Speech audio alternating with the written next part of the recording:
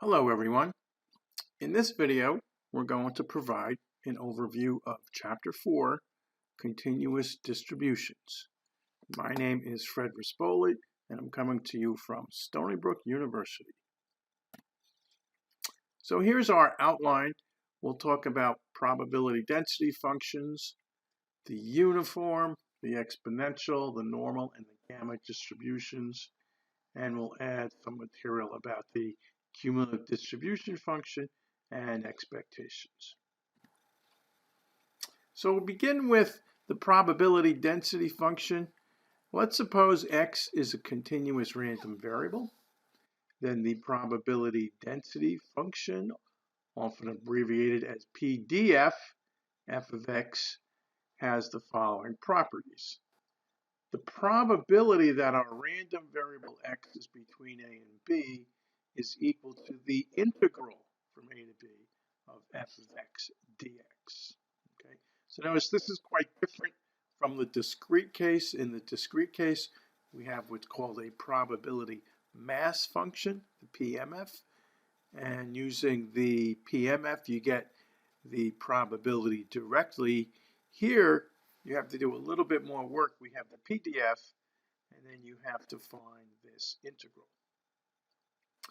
Okay, another property of the PDF is that it must always be greater than or equal to 0. And if we integrate the PDF from minus infinity to infinity, let's say, it must be equal to 1. Okay, so you could see here's an illustration of what we're saying in part A. If we want the probability x is between a and b, remember because x is continuous now, we have to find the integral from a to b f of x, which is equivalent to the area under the curve between a and b. And we have the sum of all the probabilities is equal to 1, right? That's what we had in the discrete case. Well, here's the continuous analog, that the entire area under the curve is equal to 1. So this gives us a more mathematical way to calculate a lot of important probabilities. So we'll start with the uniform distribution. Okay. If x is uniform between a and b, then its PDF is simply 1 over b minus a. So we could think of x being uniform over some interval from a to b, and the PDF is 1 over the length of the interval. And if we were to think about the curve and finding, an area under the curve, this would just be a horizontal line from A to B. So it actually looks like a rectangle, and you can show that the area of this rectangle is equal to 1. So you'll see right away that shapes and geometry become more important when studying continuous probability, and I recommend trying to associate shapes to distributions. This will help you to sort of remember them better and to get a good intuitive sense. So here are some examples. In the uniform case, you see we get the PDF is this top line, but the shape from A to B would be a rectangle.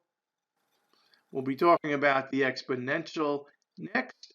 Here's the exponential PDF, and here's the area below. We'll be talking about the normal distribution, has a standard bell-shaped curve. And here are some of the others that come up from time to time. A log normal is used to transform data into something that is more normal, the triangular, and the beta. Another useful tool that we'll be using is something called the cumulative distribution function. Now, we did mention this in the discrete case, and for the continuous case, it's similar. The first part is similar anyway. So this CDF is denoted with capital F, and it's defined as f of x is equal to the probability our random variable is less than or equal to x. Okay, and then in the continuous case, we could express this as the integral from minus infinity to x of f of y dy. So here we're integrating from minus infinity to x. So this actually is a function of x. If you think of the types of graphs that you would get, so you have the PDF, right? That's this red curve. And then if we want to find the CDF f of c, that gives you the area from minus infinity up to c. And then if you were actually to create a graph of the CDF, okay, in terms of x, the graph would look like this. It would start at 0, and it would be increasing until it hits 1, and then it would level off. So the graph of f of x, the PDF, and the graph of capital F of x generally look quite different. This would be your PDF. This would be the graph of the CDF. Now we could find probabilities with the CDF quickly. See, if you know the CDF, then you don't have to integrate. So for example, the probability that x is between a and b would just be f of b minus f of a, right? You could think of it in terms of areas. This is what you want. The probability x is between a and b. F of b gives you the area under the curve from minus infinity to b. F of a gives you from minus infinity to a. If we take this and then subtract this value, we would get exactly what we want. If we wanted a right tail probability, right, the probability that x is greater than a, then we'd have to use the complement. And then now this is of the form that we want for the CDF. So this becomes 1 minus f of a. Another important continuous distribution is the exponential. Okay, so the exponential has a PDF that looks like this. F of x is 1 over lambda times e to the minus x over lambda. Okay, this lambda is a parameter for the exponential distribution. Now, when we calculate the CDF of this, okay, if you work through the details of this integral, you'll see that we get an expression that's actually a little bit simpler than the original PDF. We get 1 minus e to the minus x over lambda. Okay, so we have a 1 minus this 1 over lambda value over here just sort of disappears because of when we take the integral and make a u substitution, you can see that's just going to drop out. So this is a very useful fact when you're finding probabilities with the exponential distribution. And once again, if we compare the graphs of the PDF and the CDF, the graph of the PDF of an exponential looks like this. This is where lambda is 1. And the CDF, again, is always an increasing curve. It levels off at 1.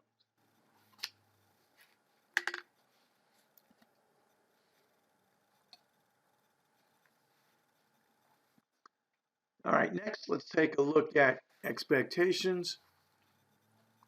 Again, we looked at this in the chapter for the discrete distributions. In the discrete case, we had the sum of x times p of x, right? In the continuous case, we really have the continuous analog, okay? So we may use mu sometimes to denote this, other times e of x, the expectation of our random variable x, the integral from minus infinity to infinity of x times f of x dx. Okay, so that is very similar. The variance, okay, of a random variable, okay, is defined as the expectation of x minus u squared. And we could express that as an integral But once again, what we can do instead is think in terms of a shortcut formula. So we could calculate the variance of x is e of x squared. Okay, so this is here where we have x squared, take the expectation of that, minus e of x, that whole quantity, squared. So we would find these sort of separately. This last term here is just a matter of calculating this, and then we would have e of x. To find e of x squared, it's simply the integral from minus infinity to infinity of x squared times f of x. So it's similar to what we have up here.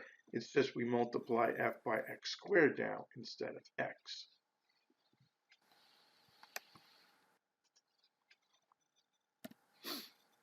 So here's an example of calculating expectation and the variance of x. Suppose the distribution of the amount of gravel in tons sold by a particular construction supply company in a given week is given by this PDF. We have 6x times 1 minus x, where x is between 0 and 1. So we could confirm that this is a PDF if we actually found the integral of this from 0 to 1. This will come out to be equal to 1. But suppose we want to find the expectation and then eventually the variance of x, and we'll throw this term in there because we'll need it for our shortcut formula. So the expectation of x, we go back to our definition, the integral x times f of x. So here I have x times this function, so this becomes cx squared times 1 minus x dx. Bring the 6 outside of the integral and multiply this out. We have the integral of x squared minus x cubed from 0 to 1. So we could find this integral, substitute in very nicely, we get 1/2. So this would be the average value of x over the interval.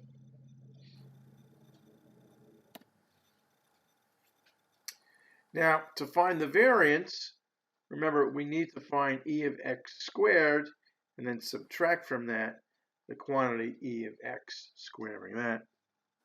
So the e of x squared we define as the integral of x squared times f of x. So now multiplying the original PDF by x squared, this gives me 6x cubed times 1 minus x dx. Simplify this, bring the 6 out. We get the integral of x cubed minus x to the 4th. Fairly easy to integrate this polynomial. And here we would get 3/10. But that's e of x squared. What we want is the variance. So here's our shortcut formula. We get the 3/10 we just calculated, minus this e of x term, which is 1/2, but we have to square this. So when we work this out, we end up with 1/20 as our final answer. Okay, so next let's look at the normal distributions. So we'll say x is a normal random variable with mean mu, right, and standard deviation sigma. And this will be denoted by capital N of mu. Notice that we have sigma squared here, or the variance. Okay. It has a PDF that looks like this. It's somewhat complicated. 1 over the square root of 2 pi times sigma, e to the minus mu, e to the x minus mu squared over 2 sigma squared. Okay, so it was a brilliant discovery of Gauss to discover that this is the PDF for the normal distribution. When you graph it, you get the bell-shaped curve. Okay, I mention it here, but I want you to realize that we will not use this PDF. Really, we won't use it at all in this course. We'll use the tables instead. This PDF was used to calculate the tables I'm going to show you in a couple of minutes. Okay, but first, let's talk about a simplification of this. We say the standard normal PDF, okay, is a normal distribution with mean 0 and variance equal to 1. Okay, both the variance and the standard deviation will be 1. Okay, so in that case, the mu here would just sort of drop out because it's 0. The standard deviation is 1. So this PDF simplifies to 1 over the square root of 2 pi e to the minus z squared over 2. Okay, so now we could use this to generate these tables. Okay, and so there's going to be two tables that we'll call the standard normal distribution table. We'll see this one is what I'll call the table for negative z values. Okay, these will be your z values, and these are all values that are going to be to the left of 0. Think of the standard normal curve that has mean 0. So any value to the left will have a negative z value. And these values in the table give you the area under the curve to the left of your z value. Okay, so we have this one, and then we have a table like this for positive z values. Okay, so we're going to use this table to calculate our normal probabilities. Here's an example. Suppose x is normally distributed, mean 50, variance 25. We want to find the probability of x between 44 and 53. So for the normal distribution here, we do not find an integral. Instead, what we do is we take these values over here and we convert them, let's say, to z values. Okay, so here I'm using the z-score formula. It's x minus mu over sigma. So my x would be 44. My mu is the mean, it's 50. My sigma, the standard deviation, is the square root of the variance. So that's why I get a 5 here. If we were to simplify this fraction, we get minus 1.2, right? Negative 6 over 5. On the other side, I have 53 from here minus mu over sigma. So 53 minus 50 over 5, that would be 3/5 or 0.6. Okay, so now the probability I want has been transformed to the probability z between minus 1.2 and positive 6. Now this notation phi should tell us to use the normal distribution table. So I have phi of 0.6. Okay, so I want to look up the probability when z is 0.6. So let's go back to our table and confirm that. So our z is 0.6, so z is positive. So I go to my table with positive z. So z is 0.6. And I just have it to one decimal place. Think of this as z to 0.60. Okay, so z is 0.60. You can see over here when you use this table, this will get you to the first decimal place. You use the various columns for the second decimal place. So 0.60, you see we get 0.7257. So I want this number right here. If it were to be 0.62, then I would have to use this value. But 0.60, 0.7257. Okay, so that's where this value comes from. Now, for the other endpoint here, when I had 44 we ended up with a z of minus 1.2. Okay, so if I wanted the probability phi of minus 1.2, I have to go to my table. Now I need the negative z values. Minus 1.2 is down here. And again, it's just to one decimal place, so think of this as minus 1.20. You can see we get this 0.1151.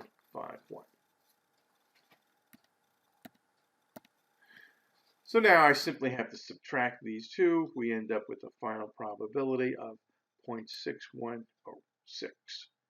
So this is how we find normal probabilities. We do not need to use the PDF or an integral. Instead, we need to understand these tables very well. Okay, here's a couple of facts from a normal distribution. Most of you may already know this. The percentage of the area that's within one standard deviation of the mean here is 68%. Percentage of the area within two standard deviations is 95%. And within three standard deviations, 99.7%. So this is good to keep in mind. It may help you to pick up mistakes. Sometimes you'll see questions that involve exactly a certain multiple of the standard deviations. But remember, these percentages hold only when you have a normal distribution. Another item that comes up in chapter 4 when we're discussing the normal distribution is using the normal distribution to approximate a binomial probability. What happens is under certain conditions, the binomial distribution becomes very symmetric. You could see over here, this is when n is 10, and if you have a certain value of p, you might have something like this. So it's not quite symmetric, but when n is 20, you could see this is much more symmetric. And as n goes up to 50 and 100, much more symmetric. These are all the graphs that you would get when p is equal to 0.25. So this is an important idea, and there is a video explaining this in more detail, so I recommend that you watch that video. Finally, we have the gamma distribution, and to be able to use the gamma distribution, you need to understand the gamma function. The gamma function, gamma of alpha here, is defined as this integral from 0 to infinity, x to the power alpha minus 1 times e to the minus x. So this might be a little challenging to actually calculate, but we don't have to calculate it. It's interesting that the gamma function satisfies this property that for alpha greater than 1, gamma of alpha is equal to alpha minus 1 times gamma of alpha minus 1. So this may remind you of a function. In fact, this is sort of the recursive definition of the factorial function. Okay, so gamma of n is just equal to n minus 1 factorial. So it's somewhat amazing that this factorial function can be sort of generalized to a case where you could have real values for alpha. Right? When we have the factorial function, we think of it as a discrete function. But this allows you to calculate sense factorials for numbers like 2.5. Okay, you could evaluate that using this integral. But what this tells us too is also in special cases, when n is an integer, the gamma function has a nice sort of form and easy way to calculate. So Here's one sort of surprising example. Gamma of 1/2 is equal to the square root of pi. Gamma of 1 is 0 factorial. We know that's equal to 1. So this leads us to the gamma distribution, which has a PDF that looks like this. 1 over gamma of alpha times beta to the alpha, x to the alpha minus 1, e to the minus x over beta. So this might look a little complicated, but in a lot of situations this simplifies. There's an easy formula to find e of x. It's just alpha times beta, and the variance alpha times beta squared. So to give you just one example here, suppose x is a random variable representing the load of a web server. And let's say, x is distributed as a gamma, but alpha is 1 and beta is equal to 5. If we wanted to find a probability, you could see this is what you would get going back to the PDF. But what do we know about gamma of 1? Gamma of 1 is 0 factorial, which is 1. So this gamma term, in a sense, drops out. This fraction becomes 1/5, x to the 1 minus 1. That term drops out. We get 1/5 times e to the minus x over 5. So this becomes really an exponential random variable. Okay, we could find the probability x is less than 2 a couple of ways. We could set up the integral. That's what I have here. But you could even use the CDF, which would get you right to here very quickly. And in the end, we get a probability. If I wanted the probability x is between 1 and 3, well, once again, this simplifies to an exponential. Okay, so here you see the integral. If you use the CDF, you would get here a little faster, and we would get our final probability. The mean and the variance, very easy to calculate. E of x, alpha times beta, 1 times 5 and 5. And the variance, alpha times beta squared, gives us 25. So this concludes the video. Good luck with Chapter 4.